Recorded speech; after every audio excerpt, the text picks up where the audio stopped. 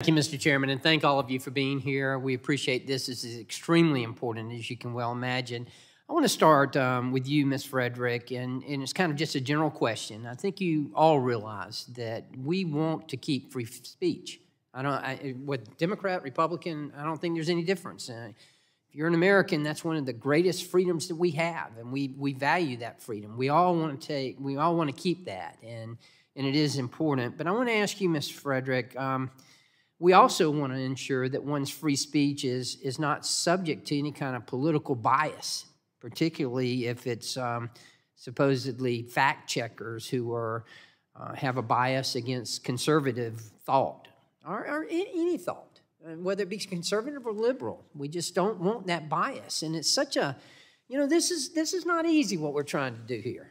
It's not. It's tough.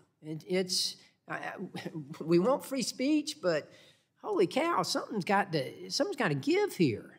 I just want to ask you, why do you think it's necessary for us to reform Section 230 and to pass laws to keep big tech accountable rather than just rely on tech companies to self-regulate? I'll be quite honest with you. This is my 7th year here, my 4th term, and I've had the opportunity twice to have the CEO of Facebook, of Twitter, and of Google before us in a panel. And I've tried to make it as clear to them as I can. I don't want to do this. You don't want me to do this. So please clean it up yourself so I don't have to do this because you don't want me to do this. But it seems to go in one ear and out the other. So tell me, why do you think this is necessary? I think you're correct. I think thus far, every tactic that has been tried, it's not working, and the proof is in the pudding. And we see what this self-regulation tactic has wrought. Toxic practices that inordinately harm young American women. You look at, when it comes to TikTok, the one thing that instances of people coming into hospitals developing actual tics have in common, according to reporting from the Wall Street Journal, is that they all follow influencers on TikTok who have some sort of Tourette's tic. So those toxic practices, those behaviors, those social issues that they're exacerbating, plus rampant censorship that you talked about, right now, as it stands, it's a veritable race to the bottom. And so again, I'm going to ask you the same question, give you the opportunity to respond as well. Just why do you think it's necessary? Do you think it's necessary to reform Section 230? And because they're not responding. I've tried it. I've done it twice. I've had them before, the CEOs before me twice, and it ain't working. Mm-hmm. We got to do something. We've talked about over and over again today about the nature of censorship.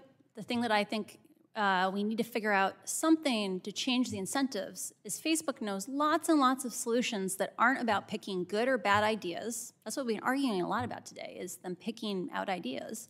They have ways of changing the product to make it safer, but they have no incentive right now to make those trade-offs. The thing like I talked about, the reshares, that takes a little sliver of profit away from them.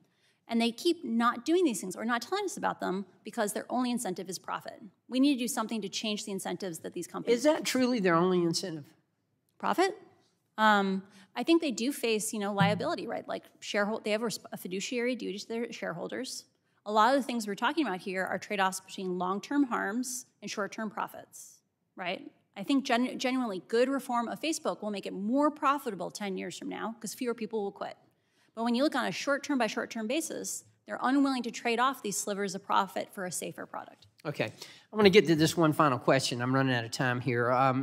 By profession, I'm a pharmacist, and I've dealt with drug addiction and with prescription drug addiction, and all of you know that in 2020, drug overdose deaths increased by 55%, and you know how accessible these drugs are over the internet, and that is disturbing. And you know that many of them are laced with fentanyl, and you're familiar with this. But my question, and I'll direct it to you, Ms. Frederick, yes or no?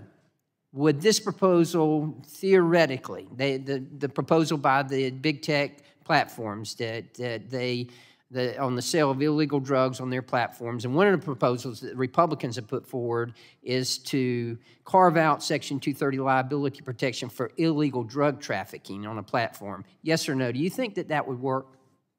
Theoretically, it should, and it points to a broader problem on the platforms: drug cartels, advertisements for coyotes, trafficking people across the border illegally, foreign Islamic terrorism. Yes, I think theoretically it should help. Okay, thank you, and I'll yield back.